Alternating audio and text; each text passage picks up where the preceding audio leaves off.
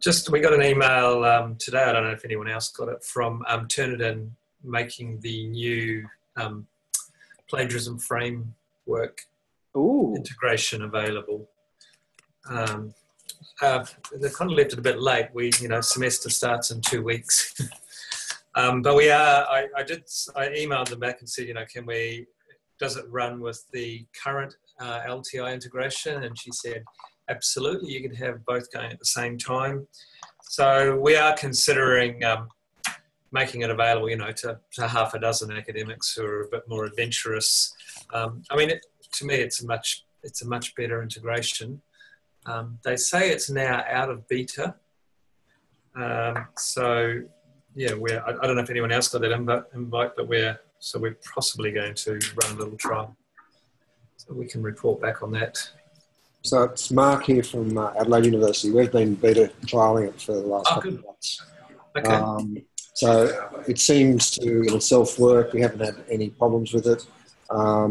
The initial beta, and we've been waiting for a release, and we haven't seen the software, although we've got the same information that you've got. When we first installed it, it's added a whole heap of other LTIs into your LTI list. So when you go to configure LTIs, you get 4 or 5 Turnitin LTIs, and we told them, we won't run it in production until they fix that, and they have assured us that once they get past beta, it will be fixed. So we haven't seen that fixed, and we haven't put it in yet, but that will be just something to check. Our experience with our academics is that the ones that love marking with Turnitin, and so therefore like sharing the comments, want to stay with Turnitin. But the ones that aren't wedded to Turnitin, they really quite like this new, and unfortunately it's called plagiarism framework. We've argued with Canvas that we need to rename that down here for us, but they're not going to move. So yeah, we'll probably, if we can, turn both on for all our courses for semester 1. Well, okay. So we're about to, we had 100 units of study last semester, and we've been reading all the problems people have with Turnitin and syncing grades and things. So. Absolute pain in the arse. Yeah, I'm sure. I'm expecting that. Yeah. Does this fix any of those issues? Well, it totally removes them. And one of the good things about this solution is that what you're effectively doing is you're using a Canvas assignment. So the students, the academics set it up in Canvas.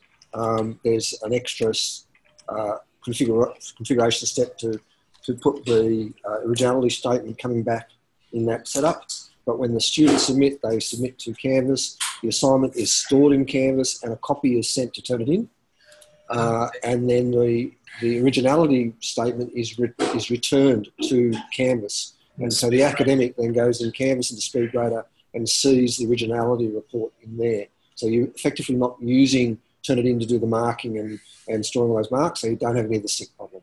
So it actually solves that. So from your perspective, the only negative with the academic, those, is it the quick marks? Yeah, it's the loss of functionality. So they really like the mobile Turnitin experience and being able to share the comments. So we have people sharing the comments across multiple markers. So clearly you can't do that in SpeedGrader.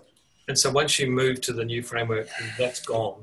It's not even. No, you can run both at the same time. So okay. So they seem to be totally compatible. You can have both running and leave it up to the academic to determine.